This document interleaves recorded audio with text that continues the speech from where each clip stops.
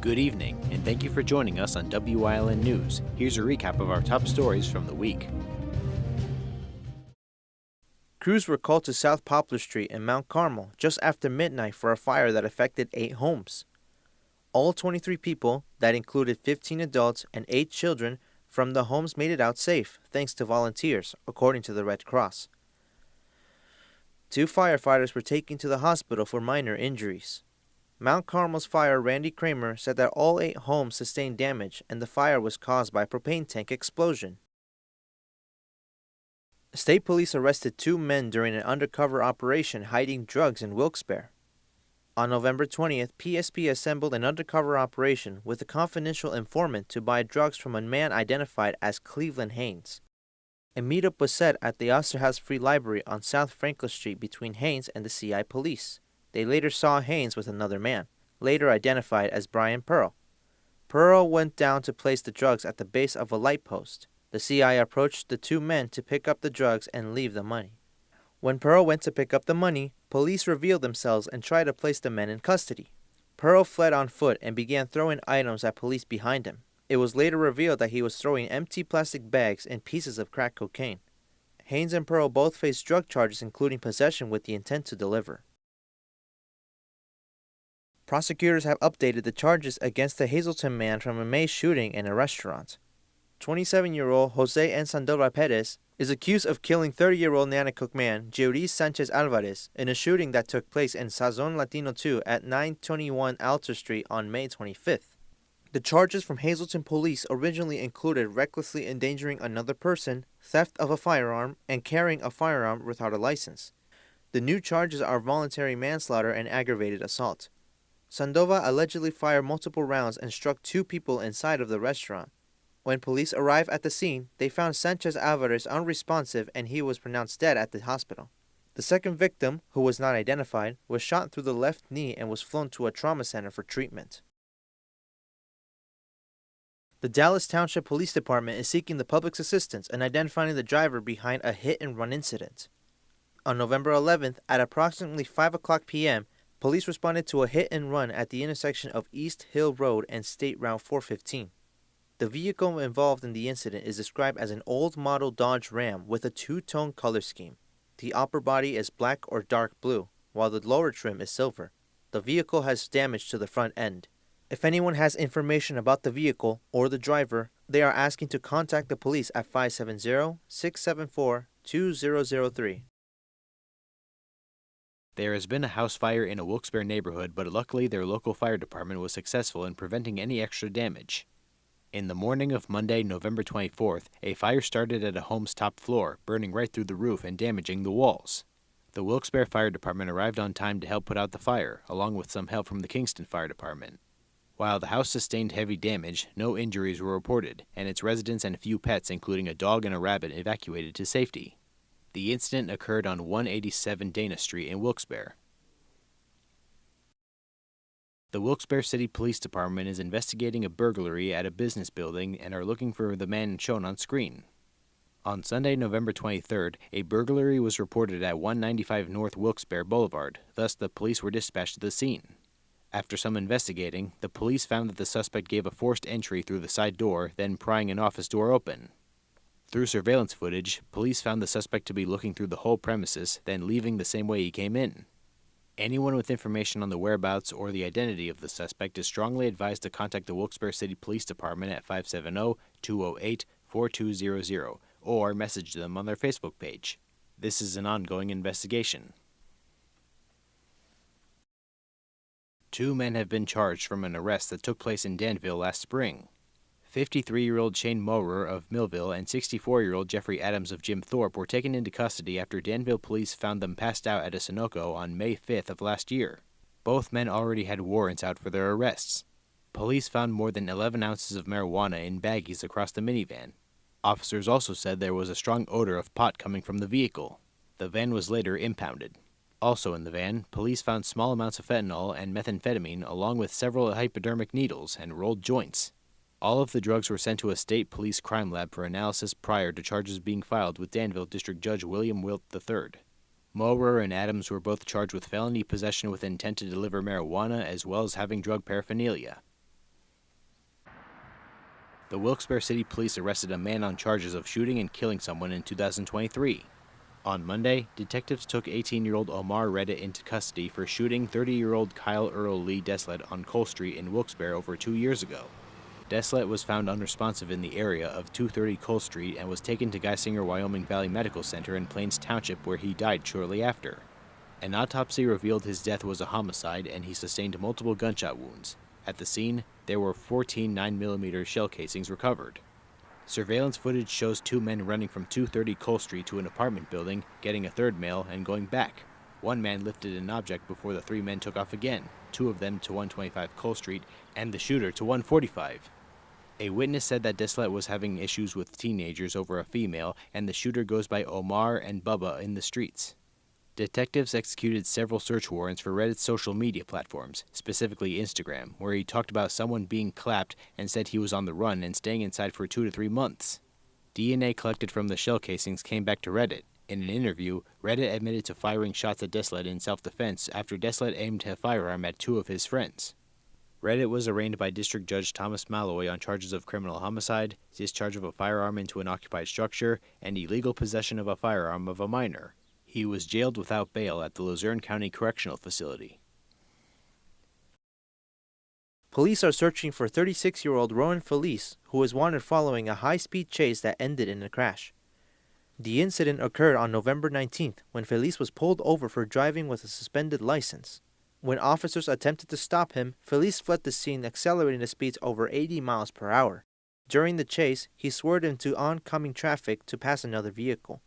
Felice continued eastbound on Interstate 80 before exiting and crashing into a concrete traffic barrier on Church Street near Whitehaven. After the crash, he fled on foot, jumping over a guardrail and losing a shoe in the process. Despite an extensive search, officers were unable to locate him. Felice is considered wanted and is facing multiple charges, including evading arrest.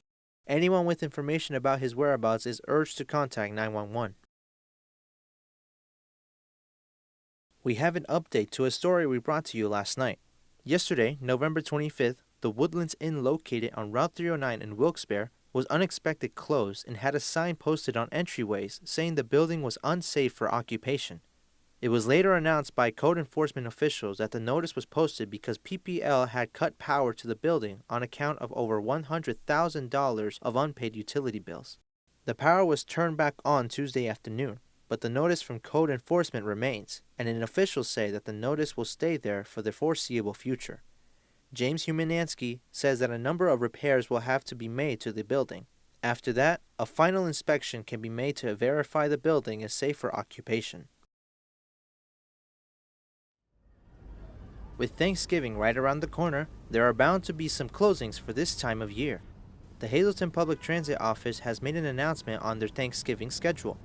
In observance of the holiday, there will be no bus service on Thursday, November 27th. However, the bus service will resume on Friday, November 28th. The office will be closed on both days. Coming up on WYLN News, we check in with PA State Representative Dane Watrow on Watrow's weekly update. Plus, WYLN historian Chris Fulmer leads us down the path through history with Sunbury Part 4. And stay right here on WYLN. We'll be right back. Brought to you by Lehigh Valley Health Network, part of Jefferson Health. With LVHN Same Day, Next Day Cancer Care, you can get a video visit with a clinician within 48 hours following a cancer diagnosis. Learn more at lvhn.org/cancercare.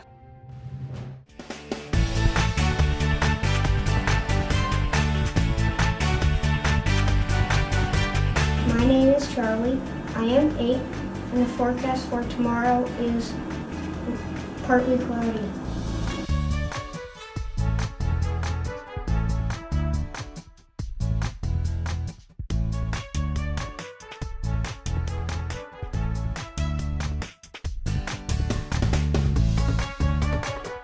We want your child to be our WYLN Weather Kid. Your child can be our feature weather reporter of the day on WYLN News and WYLN social media posts, just by using your smartphone or any video recording device. It's easy. All ages are welcome, from toddlers to teens. To find out how, go to the weather section of WYLNTV.com or look for our post about it on the WYLN News Facebook page. Submit your Weather Kid video today. If you're looking for an affordable pre-owned car or truck, Cheers Auto Sales has a great lineup of clean, dependable, and quality vehicles. Stop in at 610 North Broad Street in West Hazelton, 570-454-7229. Cheers is proud to be celebrating 70 years in business. When you bundle home and auto, life can be easier. You choose coverage that makes sense for you, at a price that's right for you, and a local State Farm agent who's there for you. Call State Farm agent Pete Casalika in the Greater Hazelton area today. Come shoot at Whitetail Preserve, 118 Boulevard Road in Bloomsburg. Their skeet, trap, and sporting clay fields are professionally designed, and all stations are handicap accessible. Whitetail Preserve has resident shooting instructors certified by the NRA in shotgun, rifle, pistol, home safety, and personal protection in the home. Whitetail can also cater any size event, whether it be a private party, corporate event, or wedding. Call 570-384-2314 or 570-790-8969.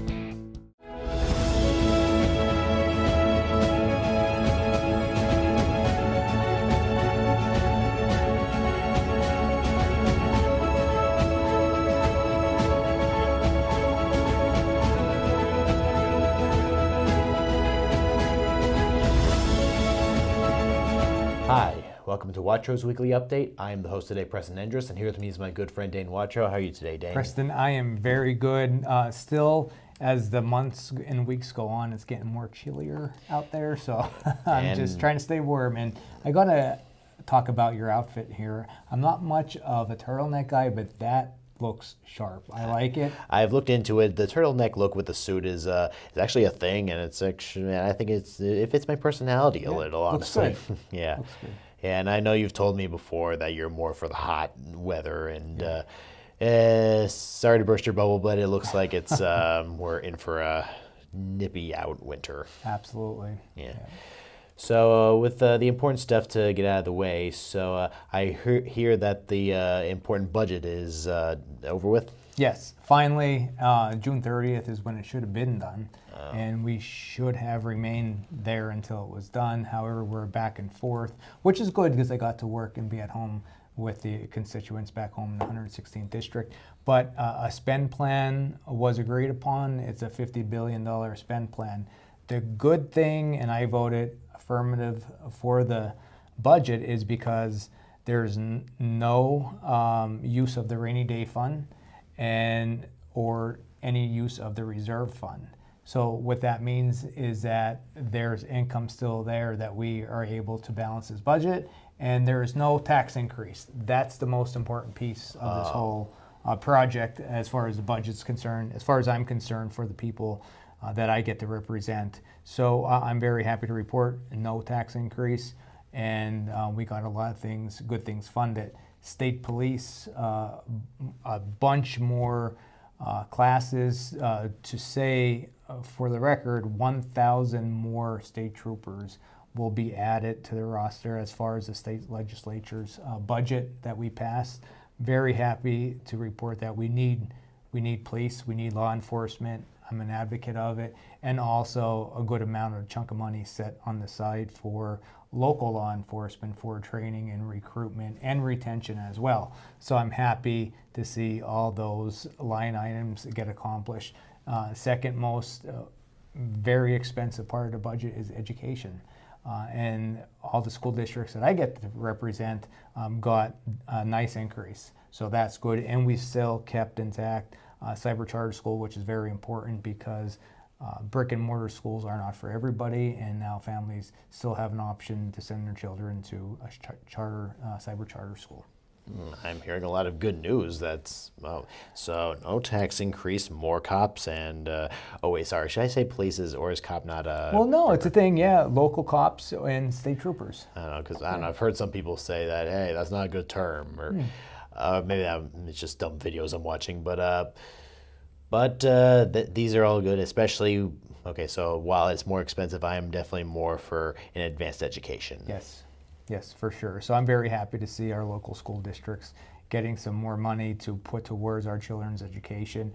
And with more state dollars, that keeps our taxes low as well. So that's the important piece to think about here when we say about funding to school districts. A lot of people say, well, they get enough money, rightfully so, but I say let's give them money so it keeps our taxes down. That's very important.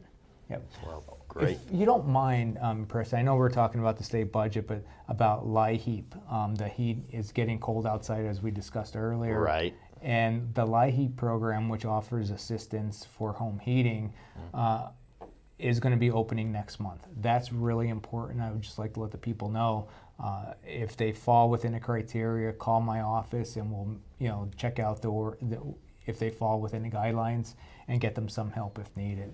Thank you for giving me that opportunity. Yeah, you heard the man. Let's. You got trouble? Give him a call. Okay. Okay, so aside from some good news that we've heard, is there anything else that has happened recently that you would love to bring up to the people watching? I would. This week I was asked to speak at the Chamber Red Carpet Breakfast. We had a phenomenal turnout, and I really thank all the business owners and people that I get to represent come to that and hear what I had to say. It was a lot of even standing room. All the tables were filled, so I'm very thankful. The people came out early this morning to be with me at the Red Carpet Chamber Breakfast. Thanks to Mary Malone, our head of the Hazleton Chamber. She did a phenomenal job, so thank you. I appreciate it. Yeah, she's been involved a lot in, almost every chamber thing, I'm assuming. Yes. So, yeah, we can definitely thank her for that. Yeah. Wow, so it's not often that we get a government-related thing with nothing but good news. I'm honestly happy for that. I'm happy too, because we hear the rhetoric in the news saying that why can't Republicans and Democrats get along?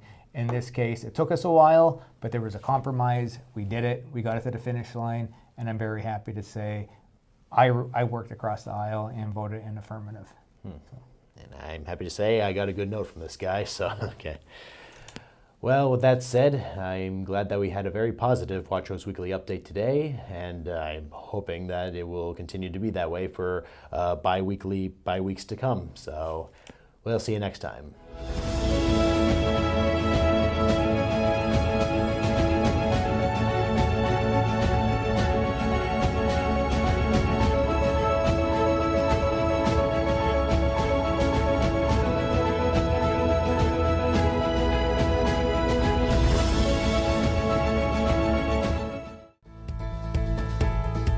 Down deep, all of us just want to find some happiness and all the headaches of life.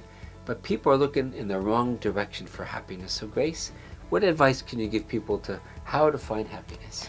Well, our forefathers said we have the right to pursue happiness.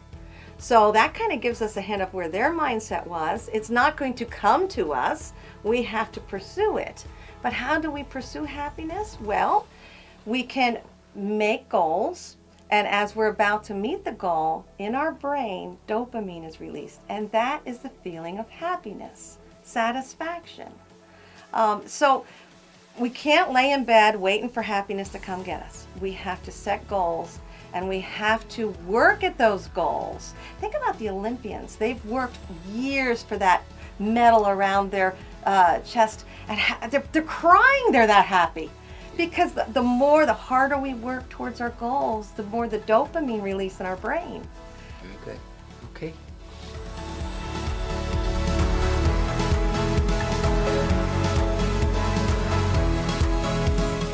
For a better customer experience, visit Fairway Subaru in Hazleton. Fairway Subaru has been providing generations of customers with Subarus. With exceptional customer service they've come to expect. Check out our selection in person or at fairwaysubaru.com. Fairway Subaru, the right car, the right price, the right dealer.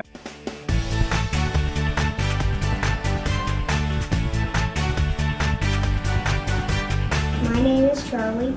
I am 8, and the forecast for tomorrow is partly cloudy.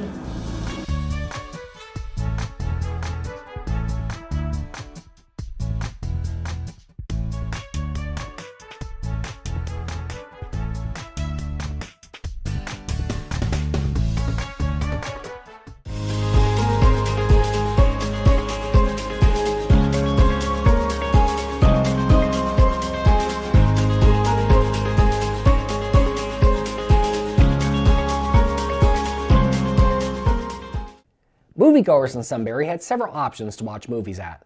The larger of the two movie houses in town, with seats for just over 1,100 patrons, Opened in 1910 as the People's Theater on Market Street. Its name changed to the Strand Theater in 1919. The theater was doubled in size in 1928, and exquisite Spanish architecture was added.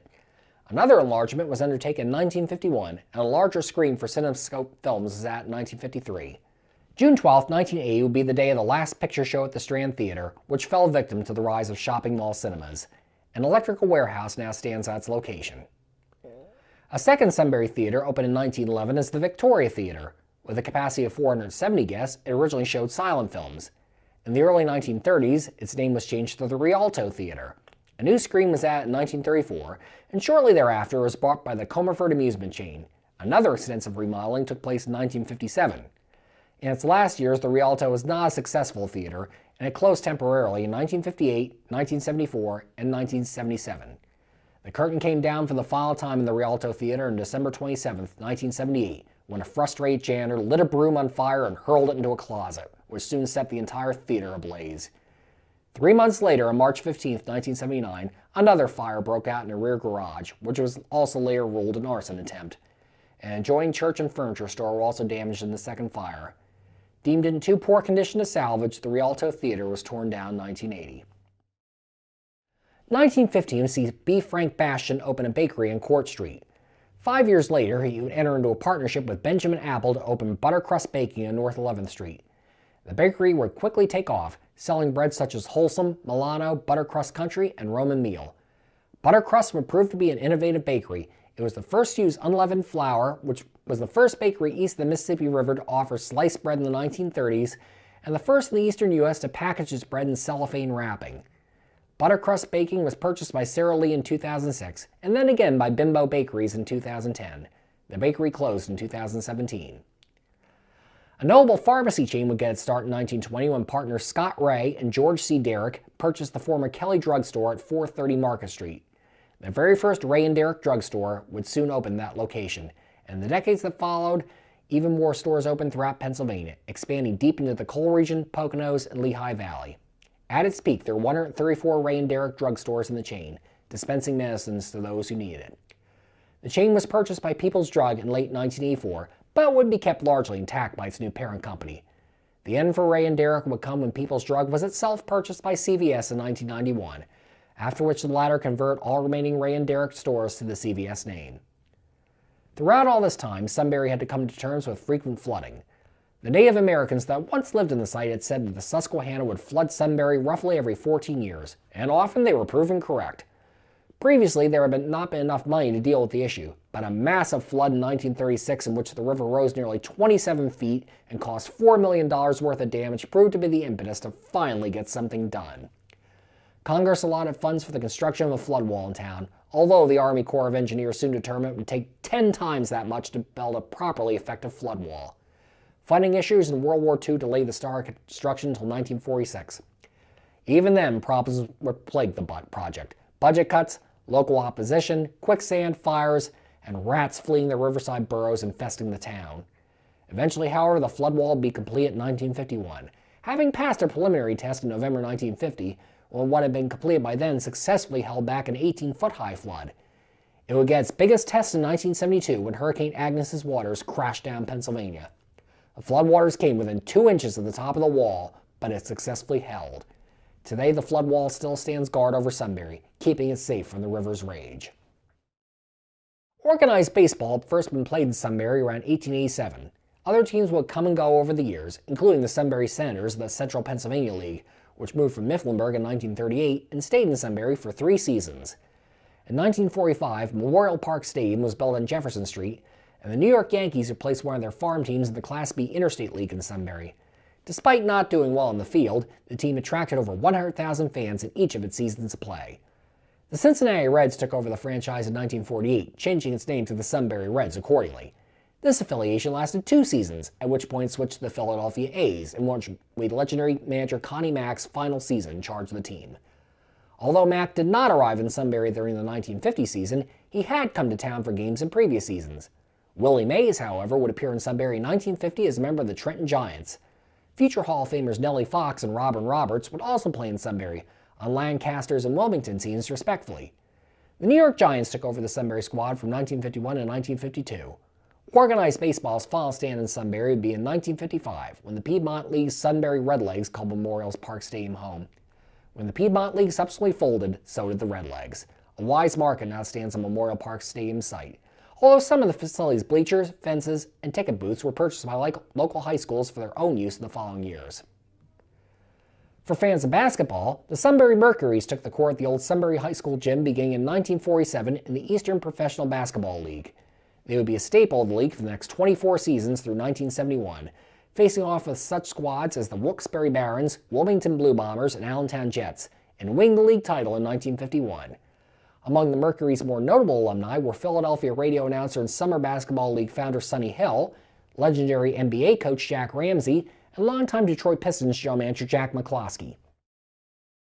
As the decades passed, local leaders saw the benefit using the Susquehanna and surrounding woods for recreational purposes.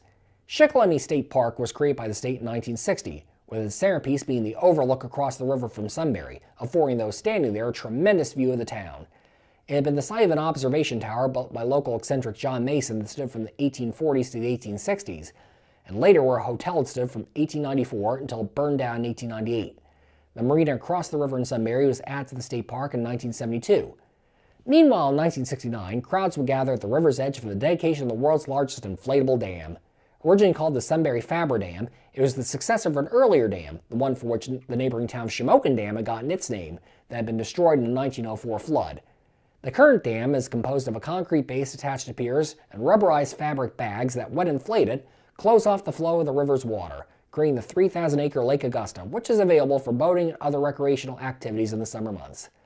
In 2001, the dam was renamed in honor of Adam T. Bauer, former chief clerk of the State House of Representatives at the time of the dam's construction.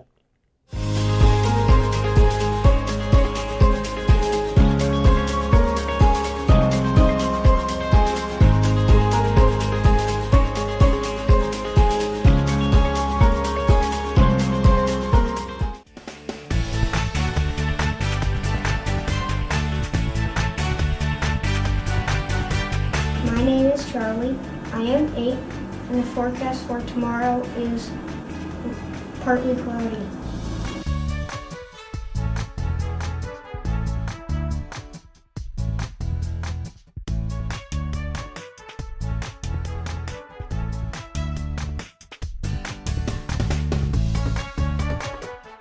Hey, it's Justin from Grand Central, and our trained sleep professionals are here to help you sleep like never before. With an extensive line of Sealy and Stearns & Foster mattresses, we are sure to find you the right mattress at the right price. Free delivery and removal, interest-free financing for up to 60 months, and same or next day delivery on select models. And don't forget, everyday low prices. Stop in to one of our 2 locations, Route 93 in Nescopec, or downtown Hazleton, and see why Northeast and Central Pennsylvania sleeps better with Grand Central.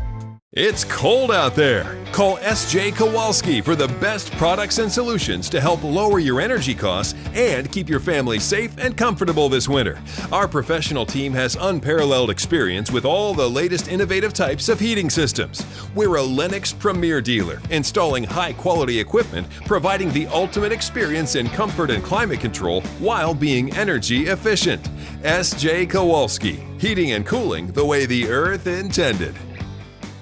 Come shoot at Whitetail Preserve, 118 Boulevard Road in Bloomsburg. Their skeet, trap, and sporting clay fields are professionally designed, and all stations are handicapped accessible. Whitetail Preserve has resident shooting instructors certified by the NRA in shotgun, rifle, pistol, home safety, and personal protection in the home.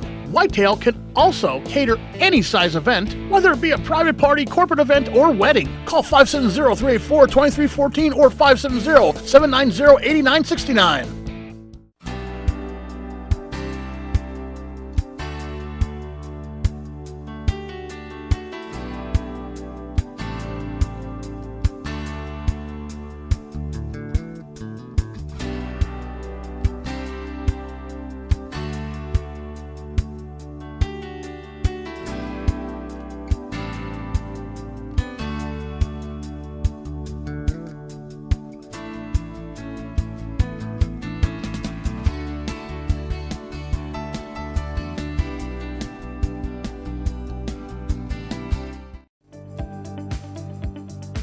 You're watching WYLN TV 35,